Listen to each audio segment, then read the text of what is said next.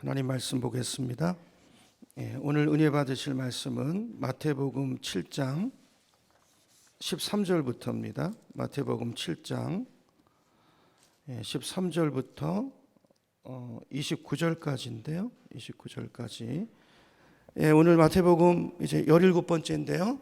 7장, 오늘 7장 13절부터 마지막 절까지 말씀을 가지고 이제 설교를 하겠습니다. 지난주에 이어서 이제 오늘 말씀은 산상수훈의 결론 부분에 해당되는 말씀이죠. 자, 결론 부분이기 때문에 이제 오늘 말씀을 보면 예수님께서 주로 어떤 말씀을 주시냐면 경고를 주시고요. 어떤 주의 사항을 말씀하시는 것들이 이제 오늘 본문에 많이 기록되어 있는 걸 보게 됩니다. 자, 그래서 혹시 이제 오늘 이 본문을 오늘 미리 좀 본문을 읽고 오신 분들은 어떤 분들은 좀 마음이 읽으면서 좀 불편한 마음이 드신 분들도 있으실지 모르겠어요. 자, 예를 들면 이제 막 교회를 다니기 시작한 분이나 아니면 막 예수님을 영접하신 분들은 우리가 교회 나오기 전에 그런 얘기 듣잖아요. 예수 믿으면 좋은 일 생깁니다. 그죠? 예수 믿으면 행복해집니다. 예수 믿으면 좋습니다. 자, 이런 얘기를 듣고 자, 그래서 예수 믿어보기로 한번 결단을 하고 교회 다니기 시작했는데 자, 근데 오늘 본문을 보면 예수 믿는 것이요. 좁은 길이래요. 또 고난의 길이고 또 어려움이 있는 길이다. 이런 말씀을 보면서 이건 뭐지? 이런 생각이 드실 수도 있어요. 그죠? 또 예수를 오래 믿으신 분들의 경우에는 이제 21절 같은 데를 보세요. 거기 보면 이런 말씀이 있습니다. 나더러 주님 주님 하는 자마다 다 하늘나라 들어가는 것이 아니래요. 또 주님의 이름으로 귀신을 쫓아내고 많은 기적을 행하고 이렇게 열심히 능력 있는 사역을 했던 사람들조차도 그날 마지막 심판의 날이 되면 주님이 모르신다고 그러고요. 하나님 나라에 들어가지 못하는 일들이 많다고 이야기합니까? 적다고 이야기합니까? 많다고 얘기해요. 많다고 말씀하세요. 자, 그러면 이런 능력 있는 사역자들도 못 들어가는 일이 많으면 나는 뭐지? 나는 어떻게 되는 거지? 자, 이런 불편한 마음이 마음속에 들 수도 있어요. 그렇죠? 자, 우리가 보통 이제 마태복음 5장부터 7장까지 말씀을 산상수훈이라고 이야기합니다. 그리고 이 산상수훈은 아시는 것처럼 예수님의 가르침 중에서 가장 핵심적인 부분이에요. 자, 그런데 오늘 말씀은 그 산상수훈 중에서도 결론이잖아요. 그러니까 무슨 말이냐면 예수님의 가르침의 핵심 중에 핵심이라는 뜻이에요. 혹시 이제 여러분 중에서 이제 앞에 부분 설교를 못 들으신 분들이 있다 할지라도 그러므로 오늘 이 부분이 가장 중요한 부분이기 때문에 어떻게 보면 이 말씀을 들으시면 또 예수님의 가르침의 어떤 방향성 전반적인 것들을 이해하실 수 있으리라고 생각이 됩니다. 자, 예수님께서 그렇다면 오늘 본문을 통해서 뭘 말씀하려고 하시는 걸까요? 자, 신앙생활이라는 것이 과연 뭘까요? 자, 우리가 신앙생활을 잘하기 위해서는 뭘 어떻게 잘해야 되는 것일까요? 자, 오늘은 이런 문제들에 대해서 좀 생각을 해보려고 합니다. 자, 그렇게 본론으로 들어가서 신앙생활을 잘하는 방법 첫 번째는요. 여러분, 우리가 신앙생활을 잘하려면 먼저 이걸 아셔야 돼요. 신앙생활이라고 하는 것은 결코 쉽지 않은 길을 선택하는 것이고요. 어떤 길이라고요? 쉬운 길이 아니고 쉽지 않은 길을 선택하는 거라는 거예요. 예수 믿는다는 게. 그리고 내가 선택했으면 그 선택한 것을 치열하게 붙잡고 가는 것, 이게 신앙생활이라는 것입니다. 그러니까 우리가 알아야 되는 건 이게 쉬운 길은 아니다라는 걸 일단 아셔야 돼요. 그러므로 우리가 신앙생활을 잘 하려면요, 설렁설렁 하면서, 그죠? 이것도 아니고 저것도 아닌 이런 태도를 가지고는요, 절대로 신앙생활이 잘 되지 않습니다. 절대로 잘 되지 않습니다. 그러니까 우리가 믿음 생활을 잘 하려면 여러분 결단할 때는 결단하셔야 되고요. 또 끊을 건 끊으셔야 되고요. 말씀대로 한번 살아보셔야 되고요. 한번 순종해 보셔야 돼요. 자, 그럴 때 하나님을 경험할 수 있어요. 야, 이 말씀이 진짜 하나님 말씀이구나. 이걸 체험할 수 있다고요. 자, 기독교는요, 어떤 이론적인 가르침이 아닙니다. 이건 실제 생명이에요, 생명. 기독교는 생명입니다. 그러므로 우리가 맛볼 수 있고 체험할 수 있는 거예요. 그냥 단순히 어떤 무슨 관념이 아니에요. 관념, 철학이 아닙니다. 생명이에요. 맛보알 수 있는 거라는 거죠. 그렇죠? 그래서 예수님께서 보면 그런 말씀을 하시잖아요. 지난주 7절 말씀에 보면 우리가 이제 천국 복음을 누리고 말씀대로 살기 위해서 예수님께서 어떤 말씀을 하시냐면 7절로 가보세요. 7절로 가보면 구하라 찾으라 두드리라 그랬어요. 이게 무슨 말일까요? 이 천국 복음, 이 말씀을 사는 이 길이요, 내 힘으로 갈 수 있는 길이 아니라는 거예요. 믿음의 길을 가려면 계속해서 구하고 찾고 두드리고, 그래서 그 구하는 가운데 주시는 하나님의 은혜, 찾는 가운데 부어주시는 주님의 능력, 이 능력을 받고 은혜를 받아야 그 힘으로, 그 은혜로 이 길을 갈 수 있다는 것입니다. 여러분, 우리가 신앙생활이 절대 쉽지 않습니다. 근데요, 은혜 받으면 쉬워요. 능력 받으면 어렵지 않습니다. 너무 행복해요. 좁은 길을 걸어가면서도 남들이 꺼려하는 길인데, 아니 저 사람은 어떻게 저 길을 가지? 그러면서도 기뻐요. 사람들이 궁금해요. 아니 저 사람은 우리가 볼 때는 행복할 수 없는 조건인데 그 길을 가면서 행복해요. 기쁨이 있어요. 만족이 있어요. 그게 뭐죠? 주님이 주신 은혜가 있고 세상이 경험할 수 없는 그 능력을 누리는 삶이기 때문에 그런 기쁨이 있다라는 것입니다. 그래서 주님께서 그 말씀을 하시는 거예요. 그러므로 여러분 신앙생활에 들어오셨다면 기억해야 되는 게 뭐냐면, 이 길은 나 혼자 가는 길이 아니고 주님과 함께 가는 길이고, 주님의 멍에 안에 들어가서 주님과 같이 보조 맞춰서 가는 길이고, 또 이 길이 함께 가는 공동체가 있죠. 공동체. 우리 지난주에 우리가 예수 믿고 나서 일어나는 것 뭐라고 그랬죠? 우리가 예수 믿는다는 건 뭐냐면 하나님이 나를 그리스도 안에서 나를 있는 그대로 받으셨다는 거라고 그랬죠. 첫 번째. 그렇죠? 두 번째, 나는 하나님 안에서 특별한 존재라는 것입니다. 많은 사람들이 자기 가치를 모르고 살아요.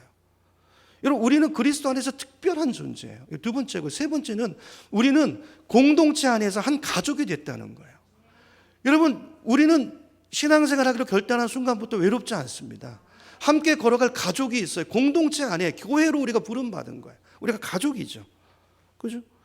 이야기를 하시고 예수님께서 이제 13절부터 이렇게 말씀하세요. 자, 그러므로, 이건 이제 지금까지 말씀드린 거 전제로 하는 거예요. 구하고 찾고 두드리고, 그래서 주님의 능력과 은혜가 뭔가를 알고, 그리고 공동체의 기쁨을 누리고, 그리고 좁은 문으로 들어가라는 거예요. 13절 제가 읽어볼게요. 좁은 문으로 들어가거라. 멸망으로 이끄는 문은 뭐예요? 넓고 그 길은 널찍해서 그 길로 들어가는 사람이 많아요, 적어요? 많아요. 근데 불행하게도 그 길은 멸망하는 길이에요. 자, 그런데 14절, 생명으로 이끄는 문은 너무나도 좁고, 그냥 좁은 게 아니고요, 너무나도 좁대요. 그리고 그 길이 비좁아서 그것을 찾는 사람이 많아요, 적어요? 적어요. 세상 사람들이 이렇게 눈으로 보고 판단하거든요. 보암직하고 먹음직하고. 근데 그런 거는요, 그게 망하는 길이라는 거예요. 여러분, 이게 무슨 말이냐면, 교회 다닌다고 다 구원받는 거 아니라는 거예요. 어떻게 보면 제가 볼 때는 요즘 현대 교회는요, 넓은 문인 것 같아요. 강단에서 넓은 문으로 초대하는 것 같아요. 이런 교회 다니면서, 그래서 오늘날 많은 성도들이 보면 좁은 길을 가는 게 아니라, 오늘 주님의 말씀 분명히 이 길은 좁은 길이고 많은 사람이 찾지 않는 길이라고 그랬는데, 많은 교회가 넓은 길을 갑니다. 그리고 교회 다니면서 많은 사람이 넓은 문을 찾고 많은 사람이 가는 그 길을 선택해서 가요. 그래서 예수님께서 마태복음 22장 14절에 보면, 스크린에 없을 거예요. 보면 이렇게 말씀하세요. 청함을 받은 자는 많은데 근데 그 중에 택함을 입은 자는 적다 그러셨어요. 청함을 입은 자는 많다는 거예요. 청함을 입은 자가 누굴까요? 여기서 교회 다니는 사람이에요. 그 문맥에서 보면, 그렇죠? 잔치에 초대를 받은 사람은 많은데 그 중에 택함을 입은 자는 적대요. 택함을 입은 자는 누구죠? 그 중에서 좁은 길을 가는 사람. 주님이 걸어가신 그 길을 구하고 찾고 두드리고, 이 길이 쉽지 않은 길이지만, 힘들고 어려운 길이지만, 그러나 주님이 가신 길이기에, 이 길이 옳은 길이기에 주님이 주신 말씀대로 구하고 찾고 두드리면서 그 길을 믿음으로 가는 그 사람이 좁은 길을 가는 사람인데, 이 택한 자는 적대요. 옛날이나 오늘이나 적습니다. 여러분, 적어요. 요즘 새벽에 이사야서를 보고 있는데, 여러분, 남은 자, 어쩌면 이 마지막 때 남은 자가 있을지 몰라요. 저 여러분이 남은 자가 되기를 축복합니다. 오늘 본문에 보면 이게 평소에는 드러나지 않아요. 언제 드러날까요? 풍랑이 오고 바람이 불면 드러나요. 진짜 신앙생활 해온 사람과 가짜 종교생활 해온 사람이 이때 드러난다고. 보통 때는 안 드러나요. 여기서 안 드러납니다. 시험이 오면 드러나요. 누가 진짜인지 아닌지. 그렇죠? 이렇게 하는 거예요.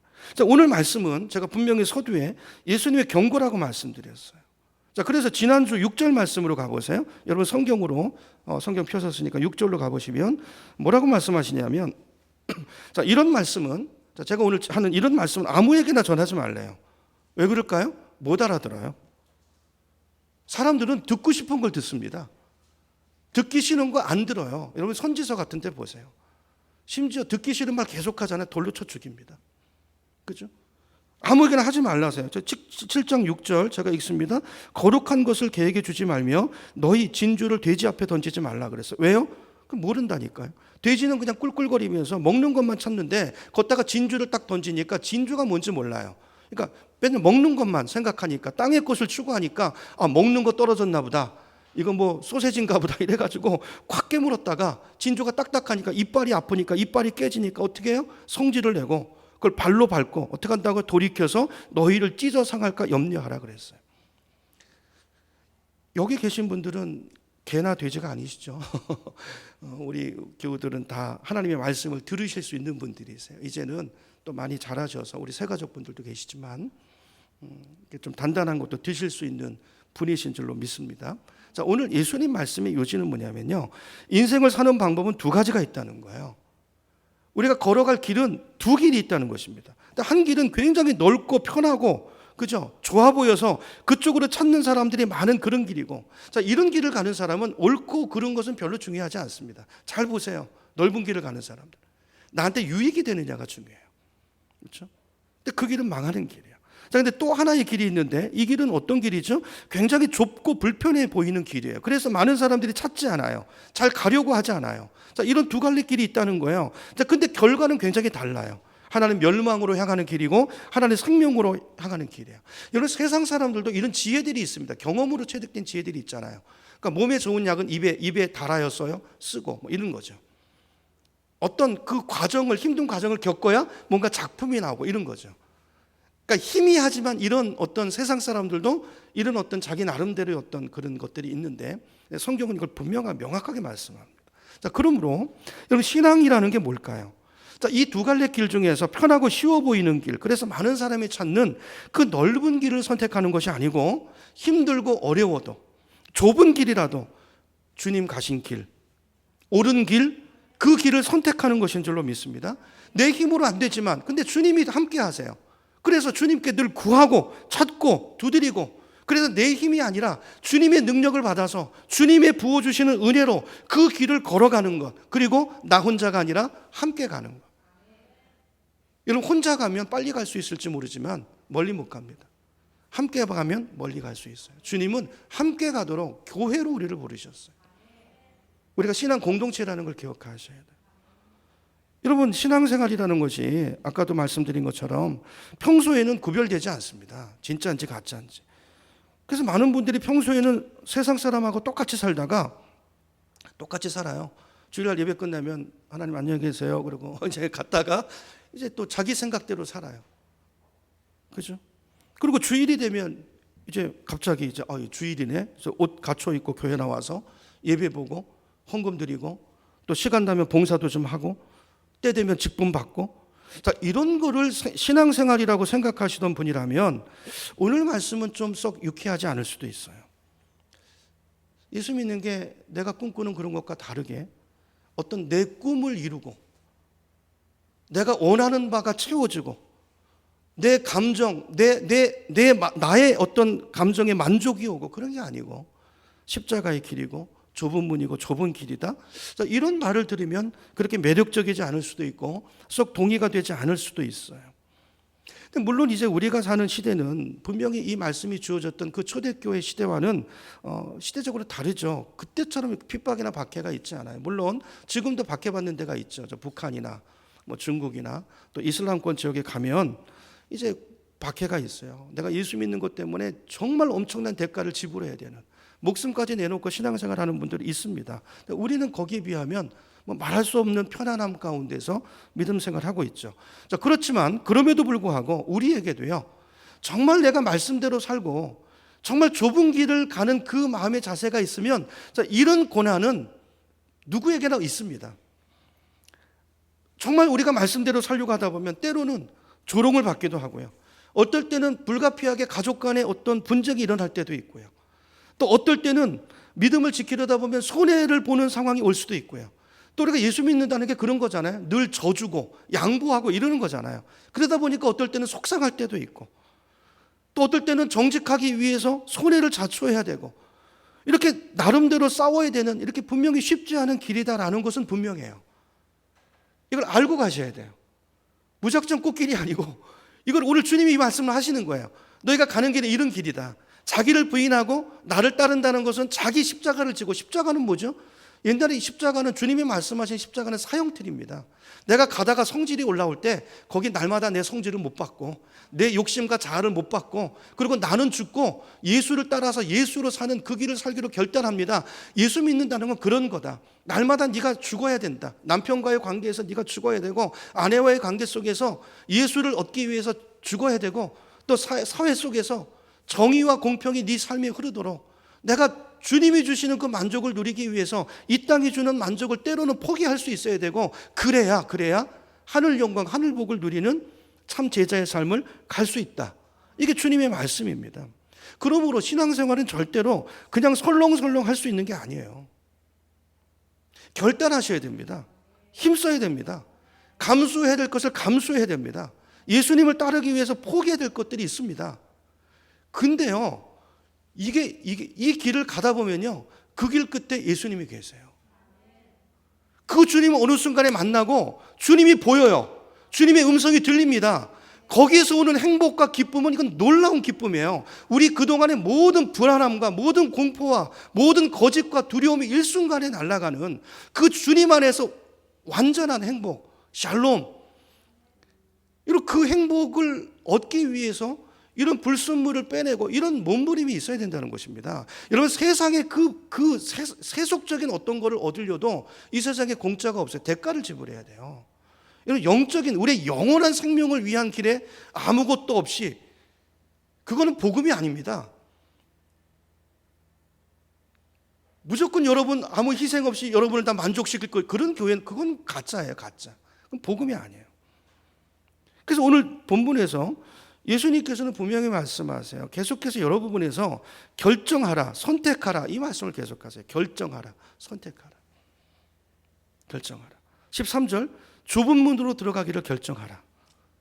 판단은 우리 몫이에요, 그죠? 19절, 좋은 열매를 맺기로 결단해라. 근데 좋은 열매는 그냥 맺혀지는 게 아니고, 성경은 좋은 열매를 맺기 위해서 우리가 어떻게 해야 되는지를 계속 말씀하고 있어요.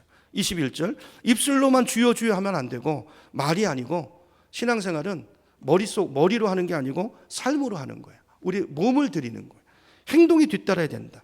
자, 물론 이 행동이 뭘 말하는 것이지, 이 행동이라는 것이 뭐 예배 나오고 헌금하고 봉사, 이 행동을 말하는 게 아니고, 이건 좀 이따가, 이게 뭔가를 좀 이따 말씀드리기로 하고요. 어쨌든 계속 이런 말씀을 하세요. 그래서 예수님은 이제 좁은 문과 넓은 문을 선택해라, 그 말씀하시고, 이제 15절로 가보시면 참 목자와, 그러니까 목자라고 선지자라고 다 선지자가 아니란 얘기를 하시죠. 그거를 잘 구분하고 누가 참 목자인지 거짓 목자인지를 비교하면서 어떤 목자를 따를지를 선택하라는 거예요. 그렇죠. 그럴 수 있잖아요. 내 귀에 듣기 좋은 말 하는 목자를 선택할 건지, 듣기 힘들어도 진짜 진리를 말하는가를 판단해보고 그걸 할 건지를 선택하라는 것입니다. 이것도 선택에 오늘 예수님께서 항목에 들어가요. 24절로 가보면, 자, 반석 위에 세운 집과 모래 위에 세운 집을 비교합니다. 그러면서 너희는 어떤 집을 세울지를 선택하라는 거예요. 자, 인생은 집을 짓는 것입니다. 인생을 집 짓는 것에 비유하는데, 평생 다 열심히 살죠. 자, 근데 어떤 집을 지을 것인가는 우리가 선택을 해야 되는데, 어떤 집을 지을지를 선택하라는 거예요. 그렇죠. 그러면서 계속 양자 중에 하나를 선택하라고 말씀하세요. 자, 현대인들은 둘 중에 하나를 선택하라 그러면 굉장히 불편해합니다. 그러니까 중간쯤에 있기를 좋아해요. 중간쯤에, 그렇죠? 중간쯤에 이렇게 양다리. 근데 여러분, 신앙생활은 안타깝게도 중간은 없습니다. 자, 우리가 예수 믿는 것도 선택이에요. 자, 우리 오후예배 때 예수 믿는 게 뭔가를 말씀드리잖아요. 예수 믿는 건 주인 바꾸는 것입니다. 교회 다니지만 여러분, 주인이 안 바뀌었으면 예수 믿는 거 아니세요. 그러니까 예수님을 영접하는 거, 영접한다고 그러잖아요. 예수님을 내 인생의 왕으로, 내 삶의 주인으로. 이제까지는 내 인생의 핸들을 내가 잡고 핸들링하고 내 마음대로 살았지만, 이젠 그렇게 하지 않겠습니다. 이제는 주님이 나의 왕이십니다. 주님이 말씀하시는 대로 내가 순종해서 그렇게 살기로 결단합니다. 이게 선택이거든요. 그러니까 예수 믿는 것도 분명한 선택이라고요. 내가 하나님의 자녀가 돼서 이제 주님 말씀 따라서 한번 살아보겠다라고 결정하고 선택하고, 물론 이렇게 결정하는 데는 여러 가지를 봐야 되겠죠. 이따가도 보겠지만 여러 가지를 보고 여러분 판단하시고 결정하는, 선택하는 거예요. 교회도 결정하고 선택하시는 거예요. 그죠? 그렇게 하는 거예요. 자, 근데 우리가 신앙생활이라고 하는 것은 내가 한 번 영접하는 걸 선택했다고 해서 그걸로 한 번 선택으로 끝나는 게 아니고 계속해서 인생은 선택의 연속이에요. 우리 로마서 6장을 설교하면서 제가 그 얘기 했잖아요. 알고, 이런 사실을 알고 여기고 드리는데 이게 한 번이 아니고 매일 여기고 드리고 매일 여기고 드리고, 그렇죠? 이게 신앙생활이라고 그랬죠. 계속해서 우리가 고민하고 이 결정을 계속 유지해 나가는 거예요. 왜냐하면요, 이게 영적인 싸움이라고 그랬잖아요. 우리가 예수님을 영접한다고 그래서 마귀가 우리를 떠나지 않습니다.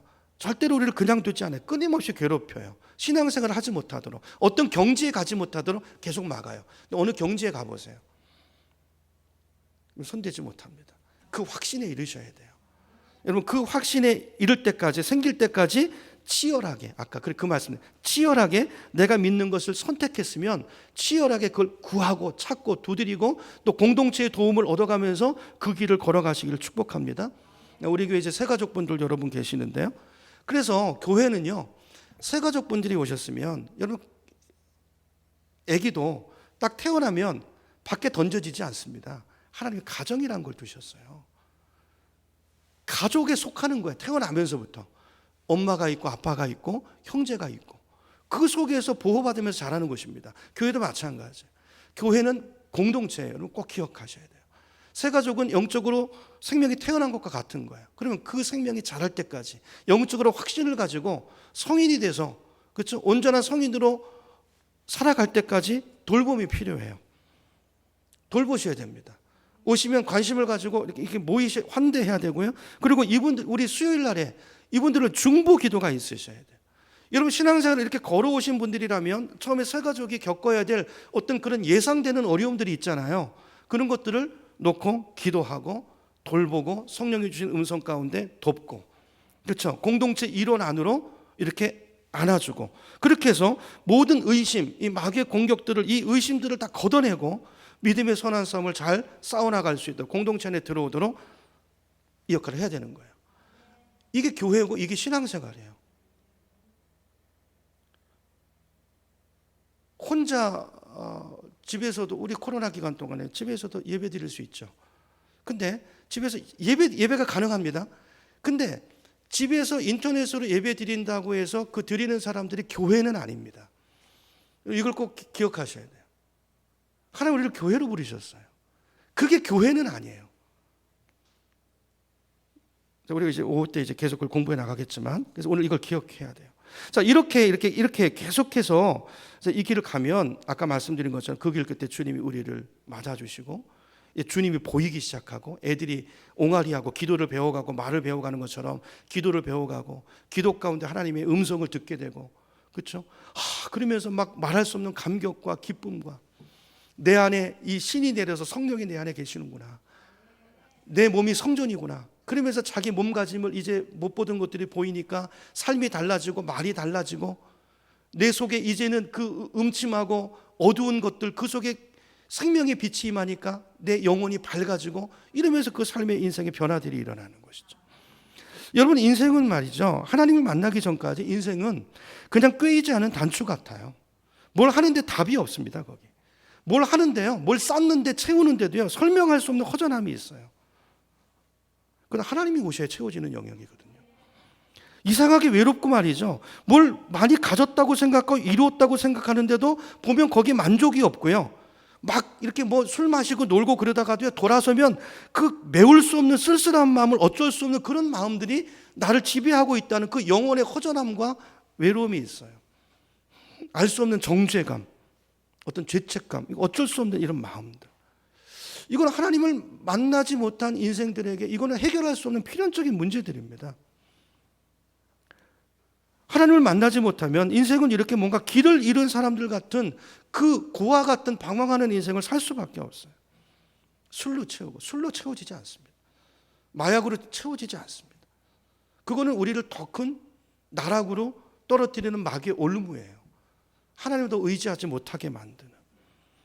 예수를 만나면, 하나님을 만나면 내 인생의 오랜 방황이 끝난 것 같은 그런 완전한 만족과 기쁨을 누리게 되는 줄로 믿습니다. 근데 이 길이 구하고 찾고 두드리고 가는 그 여정 속에 있는 거예요. 그런데요, 자, 이렇게 공동체 안에 들어왔다는 자체가 은혜예요. 자, 이 말은 무슨 말이냐면 하나님이 내 안에서 선한 일을 시작하셨기 때문에 그러니까 내가 뭘 한다는 의미보다는 나를 드리고 맡기면 이제 그분이 나를 끌고 가시는 것들을 경험하게 돼요. 아, 이게 신앙생활이구나. 내가 이제까지는 내가 내 힘으로 애쓰면서 그렇게 가련하게 살았는데, 아, 그게 아니고 나를 그분께 드리면 그분이 내 인생을 이끌어 가시는 이 말할 수 없는 이 쉼과 안식과 평화를 누리게 되는 것입니다.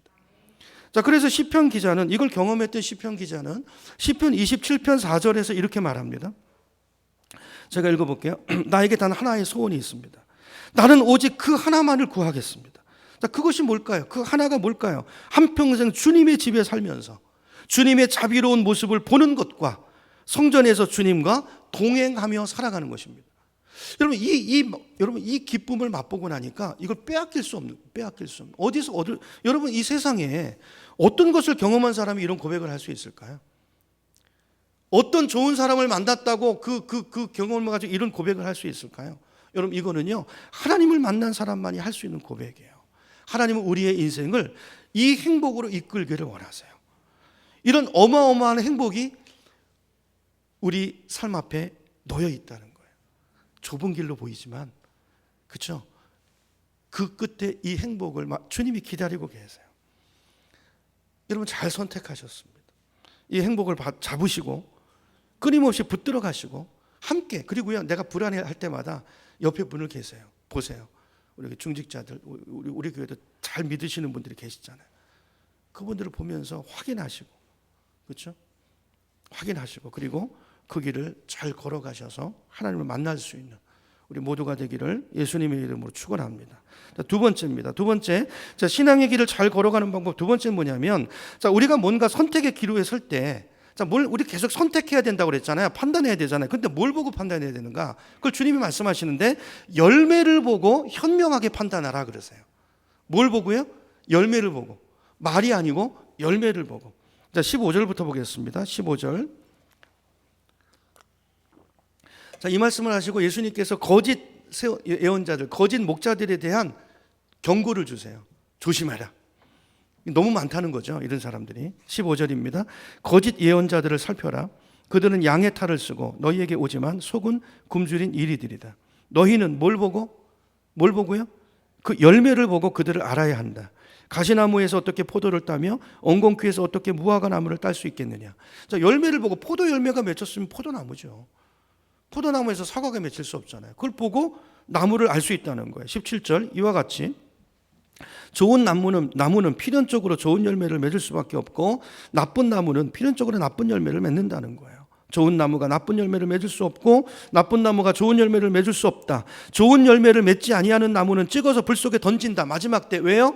나쁜 나무니까, 가치가 없으니까 던진다. 그러므로 너희는 그 열매를 보고 그 사람들을 알아야 된다 그랬어요.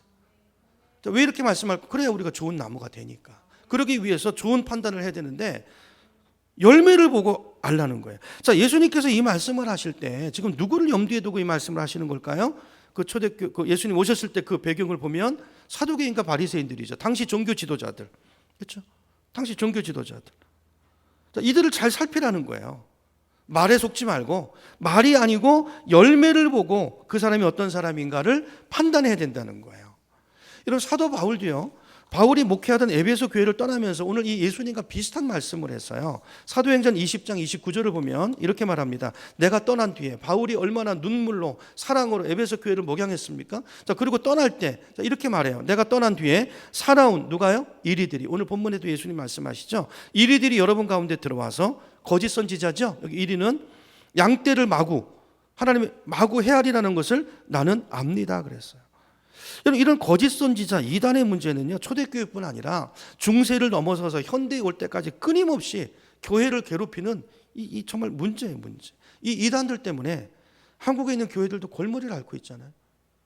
같은 교회라는 이름을 쓰지만 그들은 교회가 아닙니다. 이단이에요. 이단은 기독교 모양을 하고 있지만 이 달을 이 끝단자 끝이 달라요.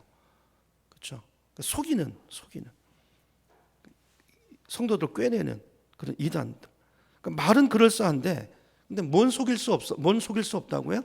열매는 속일 수 없으니까 열매를 보라는 거예요. 말은 얼마든지 거짓말하는데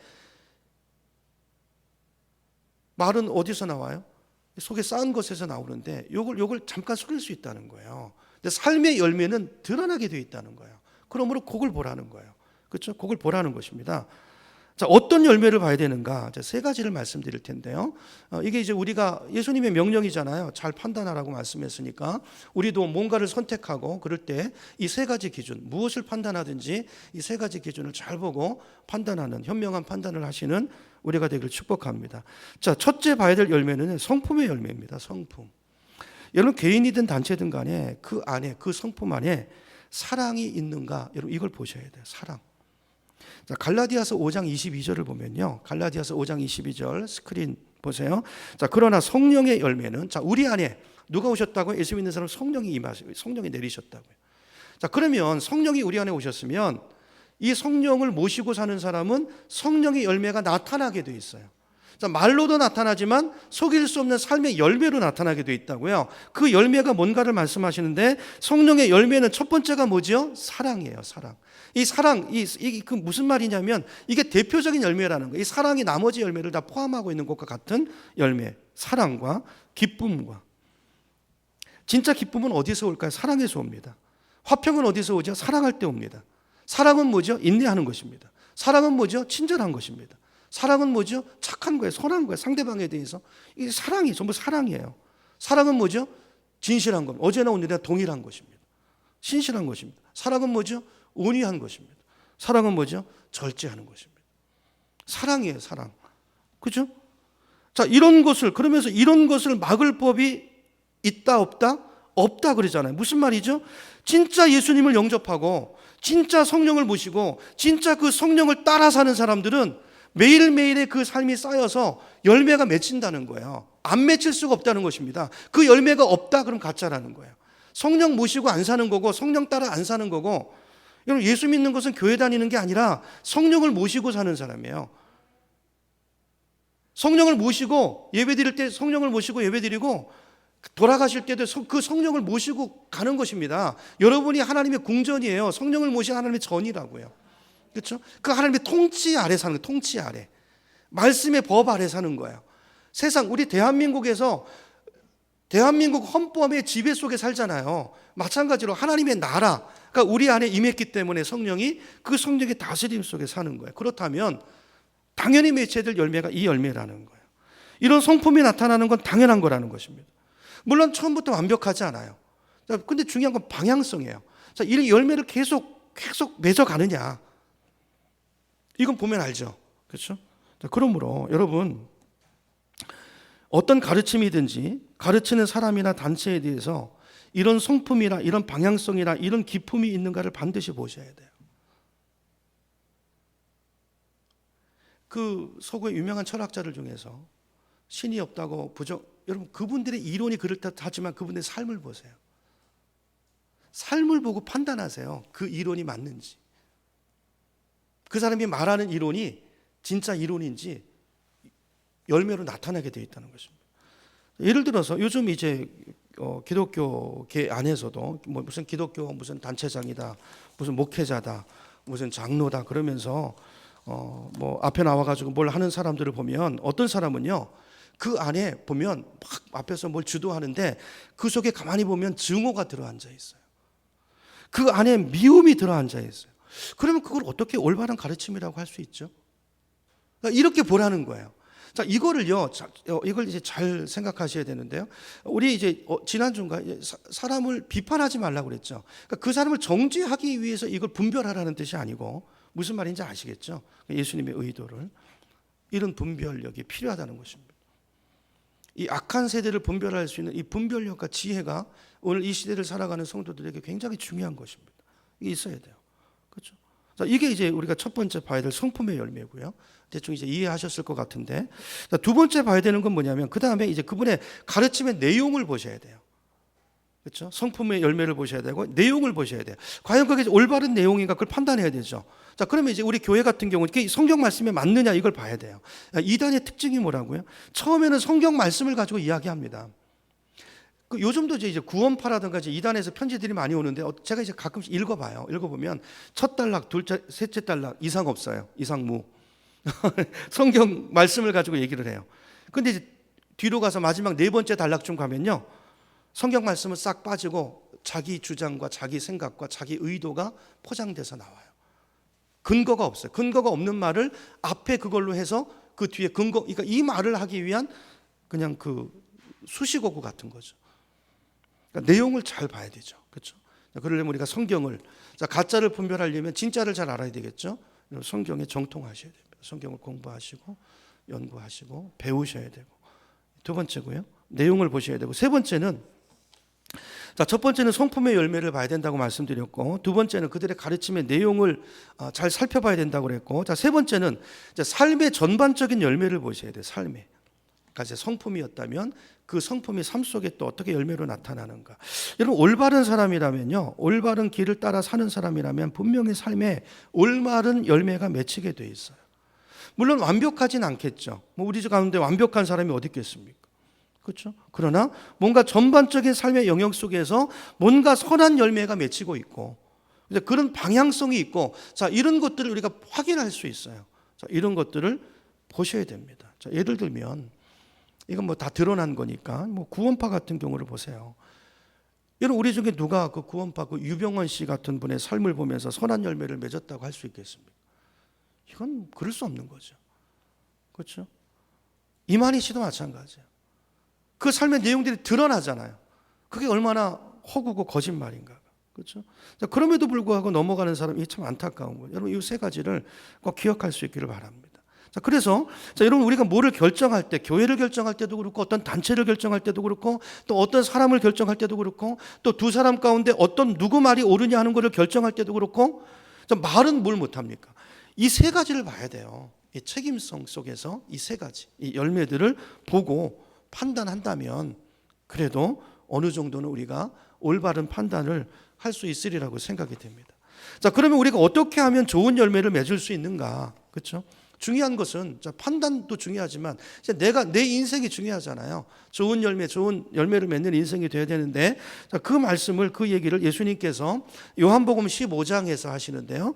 우리 요한복음 15장 5절과 6절, 우리 스크린 보고 우리 한번 두 절 말씀인데요, 같이 읽어보겠습니다. 시작. 나는 포도나무요, 너희는 가지다. 사람이 내 안에 머물러 있고 내가 그 안에 머물러 있으면 그는 많은 열매를 맺는다. 너희는 나를 떠나서는 아무것도 할 수 없다. 사람이 내 안에 머물러 있지 아니하면 그는 쓸모없는 가지처럼 버림을 받아서 말라버린다. 사람들이 그것을 모아다가 불에 던져서 태워버린다. 그래서 열매 맺는 비결이 뭔가? 오늘 예수님께서 어떤 비유로 말씀하시냐면, 이게 비유잖아요. 예수님이 포도나무고 우리는 가지래요. 여러분, 가지는 능력이 있습니까? 없습니까? 없어요. 가지는 그 자체로 열매를 맺을 수 없어요. 가지가 열매를 맺을 수 있는 방법은 뭐죠? 젖붙임 받는 거예요. 그러니까 예수님이 포도나무신데 포도나무에 젖붙임을 받으면 어떤 열매를 맺을까요? 포도 열매를 맺는다는 거예요. 근데 그 열매를 맺을 수 있는 어떤 근원은 나에게서 오는 게 아니라 나무에서 오죠. 나무에서부터 영양분이 공급되고 그 모든 형질이 전가가 돼서 포도 열매를 맺을 수 있다는 거죠. 그렇죠? 그러므로 우리가 열매를 맺기 위해서, 이건 비유고요, 하나님에게 붙어 있어야 된다는 거예요. 하나님에게 붙어 있어야 되고, 교회에 붙어 있어야 되고, 기도에 붙어 있어야 되고, 말씀에 붙어 있어야 돼요. 그래서 기도와 말씀을 통해서 공급하시는 그 하나님의 은혜를 공급받을 때 우리가 자라고 성품의 열매가 맺히고 우리 삶의 열매가 맺히고, 그렇죠? 이런 열매들이 맺히면서 하나님 기뻐하시는 나무로 자라갈 수 있다는 것입니다. 열매 맺는 인생, 주님 앞에 붙어 있는 거라고 그랬어요. 그렇죠? 이렇게 잘 붙어 있을 수 있는, 이 싸움을 잘 할 수 있는 저 여러분 되기를 축복합니다. 그래서 마귀가 그런 사람 공격하는 방법이 뭐예요? 붙어 있는 걸 띄워놓으려고 그러죠. 그렇죠? 여러분, 시험에 들려면 목회자와 관계 속에서 시험 드시면 돼요. 저랑 관계 속에서 시험 드시면 그 다음부터 신앙생활이 안 됩니다. 이 교회에서는 안 돼요. 그 설교를 들어도, 그렇죠, 그 설교가 은혜가 될 리가 없잖아요. 그렇죠? 그러니까 이게 굉장히 중요하죠. 그러니까 마귀가 하는 일은 틈을 내는 거예요. 교회에서 멀어지게 하고 혼자 있게 만들고. 그건 신앙생활이 아닙니다. 붙어 있어야 돼요. 그렇죠? 이게 성경의 방법이에요. 내 마음대로 신앙생활 한다고 되는 게 아니고 내 생각이고 성경 말씀대로 해야 돼요. 우리가 그거 선택한 거 아니에요. 내 말씀대로 살겠다고. 그게 예수 믿는 거잖아요. 그러면 성경의 방법대로 하셔야 돼요. 그렇죠? 그래야 신앙생활에서 성공하고 승리하실 수 있다는 거죠. 자, 세 번째. 자, 신앙생활을 잘 할 수 있는 방법 세 번째는 뭐냐면요. 행동하는 신앙이 돼야 돼. 행동하는 신앙. 그렇죠? 행동하는 신앙이 내 인생의 신앙의 튼튼한 기초를 쌓는다는 것입니다. 21절부터 보죠. 자, 21절부터 제가 읽겠습니다. 시작. 나더러 주님 주님 하는 사람이라고 해서 다 하늘나라에 들어가는 것이 아니다. 하늘에 계신 내 아버지의 뜻을 행하는 사람이라에 들어간다. 이게 뭘까를 오늘 보려고 해요. 22절. 그날에 많은 사람이 나에게 말하기를 주님 주님 우리가 주님의 이름으로 예언을 하고 주님의 이름으로 귀신을 쫓아내고 또 주님의 이름으로 많은 기적을 행하지 않았습니까? 할 것이다. 그러나 그때 내가 그들에게 분명히 말할 것이다. 나는 너희를 도무지 알지 못한다. 불법을 행하는 자들아 내게서 물러가라 그랬어. 자, 이런 말씀을 보면 자, 저를 포함해서 누구도 자유롭지 못할 거예요. 자, 주님 주님 우리가 다 주님 주님 하잖아요. 이건 공개적으로 예수님을 주님이라고 부르는 거잖아요. 말은 이렇게 할 수 있어요. 근데 주님은 그 말이 진짜인가 아닌가를 시험해 보겠다는 거. 말은 얼마든지 할 수 있다는 거죠. 그렇죠? 굉장히 주님 주님 하는 거 보면 열정적으로 부르고 있잖아요. 거기다가 사역도 굉장히 열심히 잘해요. 능력이 있어요. 주님의 이름으로 예언도 하고 귀신도 쫓아내고. 그렇죠? 그럼에도 불구하고 어떤 이런 일을 한 것이 주님 뜻과 상관없는 행동일 수 있다는 거예요. 그걸 지금 말씀하고 있는 거죠. 자, 주님께서 이런 말씀을 어떤 사람을 대상으로 말씀을 하시는가 우리가 예를 들어서 좀 보면 좀 이해하기가 쉬울 텐데요. 자, 예를 들면 유다 같은 사람이에요. 유다 같은 사람. 여러분 가룟 유다 아시죠? 예수님의 12제자 중에서 가룟 유다 제자 그룹 안에 들어왔던 사람이에요. 예수님 똑같이 주님이라고 불렀던 사람이에요. 주님을 따랐던 사람이에요. 그럼에도 불구하고 이 사람이 정말 예수님을 마음속 깊이 정말 진실로 예수님을 주님으로 삶 가운데 인정했는가? 라는 것을 우리에게 슬며시 보여주는 말씀이 있어요. 가룟 유다가 어느 날 갑자기 예수를 떠난 게 아니고 그 사람은 예수를 정말 주님으로 따르지 않았다는 것을 드러내서 보여주는 말씀이 있다고요. 그러니까 입술로 주여 주여 했지만 실상은 아니었다는 것을 보여주는 말씀이 있다고요. 그게 마태복음 26장 25절인데요. 자, 이렇게 말합니다. 제가 읽어볼게요. 자, 예수를 넘겨줄 사람인 유다가 말하기를 이 사람은요 제자지만 예수님을 넘겨줄 사람이에요. 왜요? 예수님을 믿었던 적이 없어요. 이 사람은 자기를 자기 욕망을 믿었던 거지. 자기 야망을 위해서 예수를 이용하려고 했던 거지. 예수가 한 번도 이 인생의 주인이 됐던 적이 없다고요. 자, 예수를 넘겨줄 사람이 이 사람은 결국은 유다가 말하기를 뭐라고 그러죠? 그다음 선생님 나는 아니죠 그랬어요. 이게 이제 우리 개역개정 성경에는 랍비여 이렇게 돼 있어요. 랍비여. 예수께서 그에게 내게 말하였다 대답하셨다. 자, 여기 보면 자, 다른 데를 보면요. 유다도 똑같이 제자들과 똑같은 모습으로 서 있는데 자, 여기서는 차이점을 성경에 딱 드러내고 있어요. 여러분 우리도 생각해 보셔야 돼요. 이런 26장 이런 말씀이 있을 이런 상황 속에서 주님이 우리 마음을 딱 드러내실 때 우리 마음속에 주님이 아닌 것은 아닐까? 그렇죠? 이게 오늘 내 모습을 말하는 것은 아닐까? 하는 것을 오늘 이 시간 좀 점검해 볼 수 있기를 축복합니다. 예수님이 정말 여러분의 주님이십니까? 정말 예수님이 내 모든 결정권에 그분이 주권자이십니까? 그분이 아니라고 그러면 내가 아무리 기어도 아닙니까? 그분이 맞다고 그러면 내가 아닌 것 같아도 그분을 신뢰하고 따라갈 수 있습니까? 이게 예수님이 주님인 거죠. 그렇죠? 요거에 대한 답을 자, 이제 예수님 뭘로 주시냐면 행함으로 주시는 거예요. 이게 진짜인가 아닌가를 뭘 보면 행함을 한다. 말로는 얼마든지 할 수 있는데 행동하는 자리에 가보면 거기서 구분이 된다는 거예요. 행함이 있는 자. 자, 24절부터 읽어보겠습니다. 24절. 자, 그러므로 내 말을 듣고 아멘 합니다. 아멘. 많은 사람들이. 그렇다고 그게 아멘인 게 아니고 진짜 아멘인 것은 뭐냐면 그 말을 듣고 삶의 자리 가운데 가서 그대로 행하는 사람이 진짜 아멘인 거라는 거예요. 이게 입술로 주여 주여 하는 게 그 말이에요. 자, 이렇게 사는 사람은 어디다 집을 짓는 거죠? 반석 위에다 자기 집을 짓는 슬기로운 사람과 같다. 25절. 자, 이런 사람은 비가 내리고 홍수가 나고 바람이 불어서 그 집에 들이쳐도 무너져요, 안 무너져요? 안 무너져요. 신앙의 기초가 단단히 세워져 가고 있는 거예요. 갑자기가 아니라 날마다 말씀을 듣고 여러분 설교를 듣고 아멘 하시고 그 말씀대로 가서 그대로 사시면 그게 여러분의 신앙의 기초와 집을 쌓는 거라고요. 자, 이런 쌓임이 있으면 어느 날 시련이 와도 그게 내 인생을 못 무너뜨린다는 거예요. 기초가 서 있어요. 말씀에 뿌리 내려 있어요. 누가 뭐래도 하나님을 붙들고 있어요. 누가 뭐래도 천지가 개벽해도 하나님은 나의 주님이고 그분은 나의 하나님이세요. 이 믿음이 있으면 이 세상이 나를 무너뜨릴 수 없다는 거예요. 나를 흔들 수 없다는 거예요. 여러분, 저와 여러분에게 이 믿음이 있기를 축복합니다. 여기 행함이라고 하는 것은 그러므로 여러분 교회 와서 봉사하고 활동하고 선교하고 이 행함을 말하는 게 아니라는 걸 알 수가 있죠. 이거 아니에요. 이런 게 아니에요. 이런 게 아니에요. 어떤 원칙을 가지고 원칙을 행하는 그런 소위 율법적인 행동을 말하는 게 아니에요. 주일 지키라고 했으니까 나 오늘 주일 지켰어. 이 행함이 되는 게 아니라고요. 이게 무슨 얘기냐면 우리가 예수님을 영접하면 성령이 내 안에 들어오세요. 그리고 나한테 말을 거세요. 우리 인생을 이끌어가기 시작하세요. 어떨 때는 내가 내 주인이니까 내 감정이 최고잖아요. 누가 날 건드리면 우린 그런 사람이었잖아요.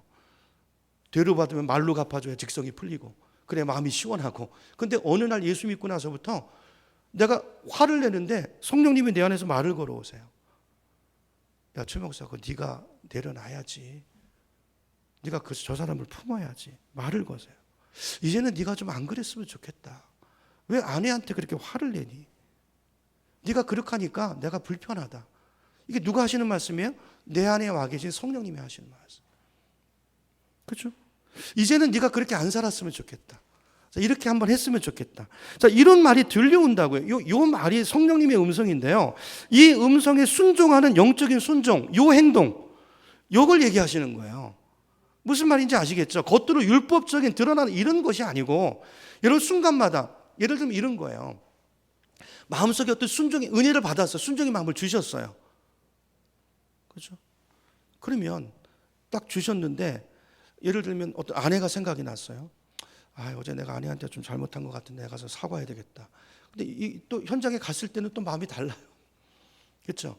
그랬을 때 너무 힘들지만 하기 싫지만 이 음성에 순종해서 행동하는 그 순종, 요게 행함이에요. 그렇죠? 요게 행함. 자, 요게 반복될수록 진정한 주님이 말로만 주님이 아니라 정말 내 인생의 주님으로 변해가는 거예요. 그분이 내 인생에 점점 왕이 되어 가시고 그분이 나를 다스려 가시면 여러분 이렇게 인생을 그 성령의 음성을 따라 순종해서 한 걸음 한 걸음 가다 보면 어느 순간에 내 인격이 바뀌어 있어요. 내 말이 바뀌어 있고요. 저 사람 좀 달라졌다. 이렇게 되는 거죠. 이게 예수 믿는 거예요. 그러면 신앙생활을 잘해 오신 거예요. 이게 없으면 그거는 아무것도 아니에요. 종교생활 하신 거예요, 그냥. 그죠? 그냥 껍데기 행동하신 거예요. 껍데기 행동. 그렇죠? 그건 종교생활이라고 그래요. 신앙생활이라고 하지 않고. 여러분, 자 이제 정리합니다. 이제 우리 신앙생활은 겉으로 볼 땐 다 비슷비슷해요. 그냥 다 선교 가고 뭐 강단에서 뭐 설교를 잘할 수도 있고 기도를 뭐 유창하게 할 수도 있고 뭐 다 비슷비슷해요. 그렇죠? 근데 언제 차이가 날까요? 그 사람이 정말 예수님을 주님이라고 고백하고 사는 사람인가 아닌가는 그 사람의 인생 가운데 비가 내려보고 홍수가 나고 바람이 불어보면 그때 알 수 있어요.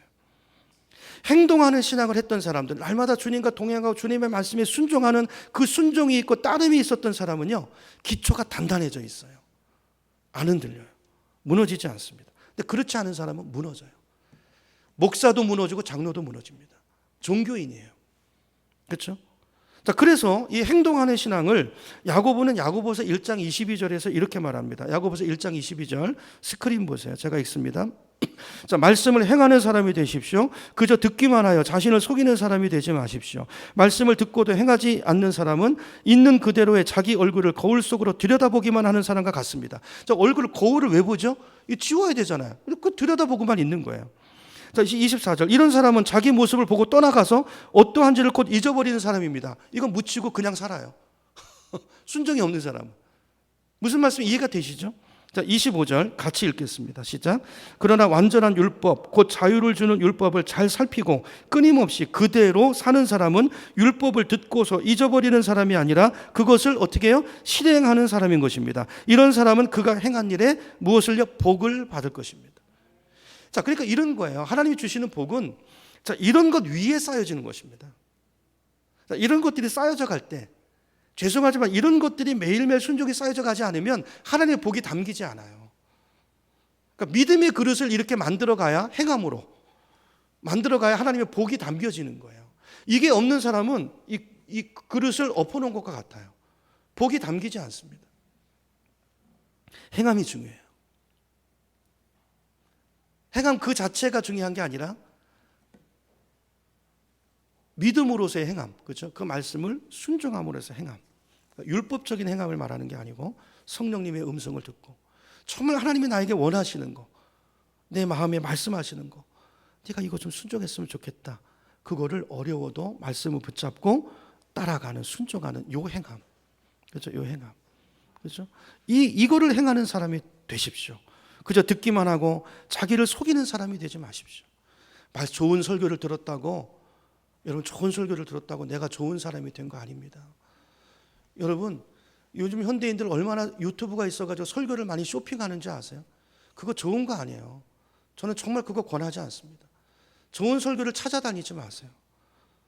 한 말씀이라도 내가 그 말씀을 읽고 내 말씀으로, 여러분 강단에서 설교한 거는 이거는 제 신앙이에요. 여러분이 신앙이 아니에요. 은혜 받았습니까? 아니요. 제가 말씀하잖아요. 그걸 묵상하고 여러분의 묵상이 있어야 돼요.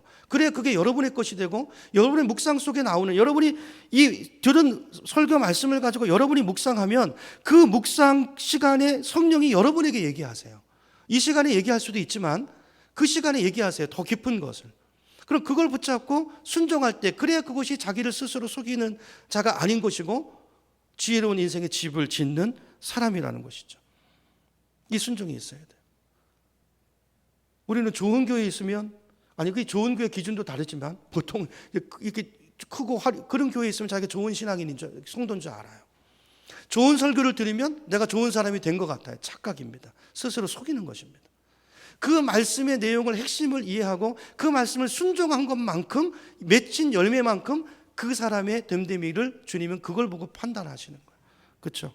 우리가 그런 인생이 됐으면 좋겠어요. 오늘 우리가 1년 52주를 교회 나와서 설교를 듣는데 그 많은 설교 가운데서 여러분 지난 1년을 돌아봤어요.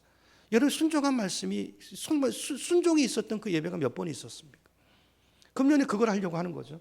그리스도의 말씀이 풍성히 거하는 교회, 우리 개개인 속에 풍성히 거하고 우리 삶을 다스리고 가정을 다스리고, 그래서 교제의 변화가 있고 예배의 변화가 있고 우리 삶의 구체적인 변화가 있는 그런 삶이 우리 가운데 일어나기를 주님의 이름으로 축원합니다. 여러분 기도하시면, 기도도 진짜 기도는 듣는 거라고 그랬잖아요.